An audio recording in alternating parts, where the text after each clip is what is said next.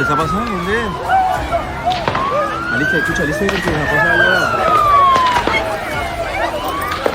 Algo está pasando, pero no sé qué. Lots of police and ambulances everywhere. And you saw a person on the ground? Yeah, one or two dead. Yeah. But there's a lot more. Oh my God. Balls his gun. Balls his gun. He took his gun off him. Sorry. शाम 6:47 पर Sydney बॉन्डी बीच पर ये दो लोग जाते हैं और वहां पर जो फेस्टिवल हो रहा होता है उसके ऊपर अंधाधुंध फायरिंग करना स्टार्ट कर देते हैं, जिसके नतीजे में 15 से ज्यादा लोग मारे जाते हैं, जिसके अंदर बच्चे, बूढ़े, जवान सब थे और 30 से ज्यादा लोग जो हैं जख्मी हो जाते हैं। आखिर ये दो लोग कौन थे, इनका मोटिव क्या था और इनमें से कौन सा शख्स उसी हमले के दौरान मारा गया और जो दूसरा हमलावर था उसको किसने पकड़ा? आइए चलते हैं इस वीडियो के अंदर, हम ये सब कुछ जानते हैं।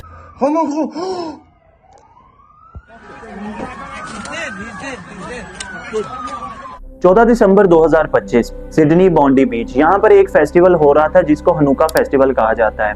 बेसिकली ये फेस्टिवल यहूदियों के यहाँ हर साल मनाया जाता है, जिसको चुनुका ऑफ द सी का नाम दिया जाता है, यानी खुशियों का वो दिन जिस दिन जश्न मनाया जाता है। ये लोग बड़ी जोशो खरोश के साथ वहां पर जश्न मना रहे थे। जैसे जैसे दिन ढलता गया और रात का अंधेरा छाने लगा, 6:47 पर दो लोग वहां पर अंधाधुंध फायरिंग कर देते हैं। शुरू में तो लोगों को यही लगता है कि शायद आतिशबाजी स्टार्ट हो गई है, लेकिन जब 30 से 40 गोलियां चल जाती हैं और लोगों के अंदर खौफो हराज फैलना शुरू हो जाता है, यानी कि एक शख्स बैठा है, साथ वाले को गोली लग रही है, कोई भाग रहा है तो उसको गोली लग रही है। जब लोगों ने ये सब कुछ देखा, लोगों के अंदर खौफो हराज का एक लहर जिसे कहते हैं वो दौड़ गई। लोगों ने वहां से भागना स्टार्ट कर दिया। कुछ लोगों ने पानी के अंदर छलांगे लगा दी, कुछ लोगों ने खुद को रेत के अंदर दबाने की कोशिश की, कुछ लोगों ने पास के रेस्टोरेंट और दरख्तों को प्रेफर किया ताकि अपनी जान बचा सकें।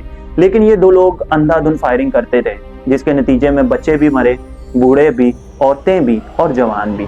इस नतीजे में 15 से ज्यादा लोग मारे गए और 30 से ज्यादा की अभी तक की इतलात के मुताबिक जख्मी होने की रिपोर्ट है। अगले 10 मिनट तक ये फायरिंग मुसलसल चलती रहती है, जिसके नतीजे में कई लोग मारे जाते। पुलिस हमले के दौरान एक शख्स मारा जाता है, जबकि जो दूसरा था वो अभी भी लोगों के ऊपर गोलियां बरसा रहा था।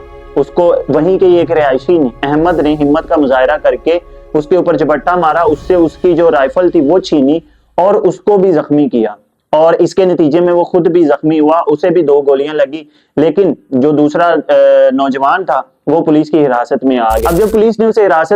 अब जब उस हमलावर को पुलिस ने हिरासत में लिया तो उसके पास से एक ड्राइविंग लाइसेंस मिला, जिसके ऊपर उसका नाम नवीद अकरम था, जबकि जो शख्स मारा गया था उसका नाम साजिद अकरम बताया जा रहा है। उसको अरेस्ट कर लिया जाता है और पुलिस जो है वहां पर अपनी कार्रवाई शुरू कर देती है, हर छोटे छोटे सबूत इकट्ठा करना शुरू कर देती है और साथ ही एम्बुलेंस वगैरह को भी कॉल की जाती है और जख्मियों और जिनकी जान चली गई होती है उनको हॉस्पिटल और मुर्दाखाने भेज दिया जाता है।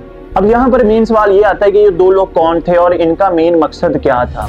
अब इनमें जो साजिद और नवीद, ये दोनों बताया जा रहा है कि बाप बेटा थे और वहीं के रिहायशी थे, यानी कि ऑस्ट्रेलिया के अंदर पिछले कई सालों से ये दोनों रह रहे थे। लेकिन इंडियन मीडिया के अंदर एक बात बहुत फैलाई जा रही है कि इनका ताल्लुक पाकिस्तान से था, जबकि ऐसा कुछ भी नहीं है।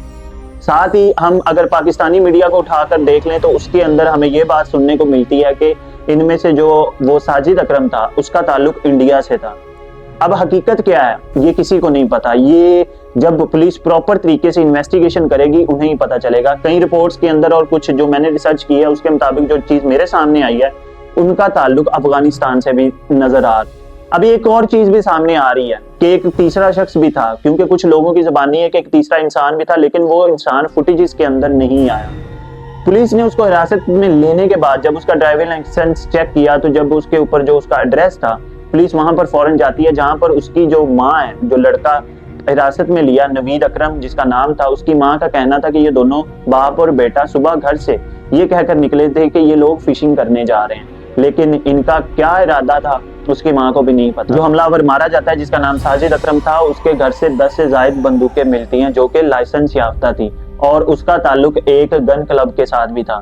इस पूरे मामले के ऊपर वहां के प्राइम मिनिस्टर एंथनी अल्बनीज ने इस चीज को मुकम्मल दहशतगर्दी का नाम दिया है और पूरी दुनिया में जितने भी रहनुमा हैं वो इस चीज पर इज़हारे अफसोस भी कर रहे हैं कि ऐसा नहीं होना चाहिए था। और साथ ही हम अगर ये चीज देखें कि दोनों मारने वाला भी और बचाने वाला भी ये दोनों मुस्लिम थे। देखें, एक तरफ अहमद था और दूसरी तरफ नवीद था। अब नवीद जो है वो कहने को मुस्लिम था, यानी कि नाम का मुस्लिम था, जबकि इस्लाम के अंदर ऐसा दर्ज हरगिज़ नहीं दिया जाता कि किसी बेगुनाह की जान ली जाए। अगर ऐसा ही दर्स दिया जाता तो हजारों साल पहले अमन के साथ इस्लाम कभी ना फैलाया जाता, बल्कि तब भी लोग यही कहते कि टूट पड़ो, मार दो और जबरदस्ती एक चीज को फैलाना शुरू कर दो। ऑस्ट्रेलिया के अंदर यहूदियों पर होने वाला ये पहला हमला नहीं है, इससे पहले भी उनके ऊपर कई हमले हो चुके हुए हैं और ये बात मानने में आ रही है कि मोस्टली जो हमले हैं वो मुस्लिम्स की जानिब से ही किए जाते हैं। उसकी वजह आपको भी पता है और मुझे भी पता है। वजह मैं थोड़ी सी बता देता हूँ कि पिछले कई सालों से इसराइल के अंदर जिस तरह मुसलमानों के ऊपर जुल्मों और बर्बरियत की मुजाहरा यहूदियों की जानिब से किया जा रहा है, तो आए दिन लोग फ्रस्ट्रेशन के चलते, लोग गुस्से में आकर यहूदियों को निशाना बनाते हैं। हालांकि बेगुनाहों के साथ ऐसा नहीं होना चाहिए। बाप का बदला बाप से और बेटे का बेटे से ही लेना चाहिए। इसी के साथ मुझे इजाजत दीजिए। आपकी इस केस के बारे में क्या राय है, कमेंट सेक्शन में जरूर बताइएगा।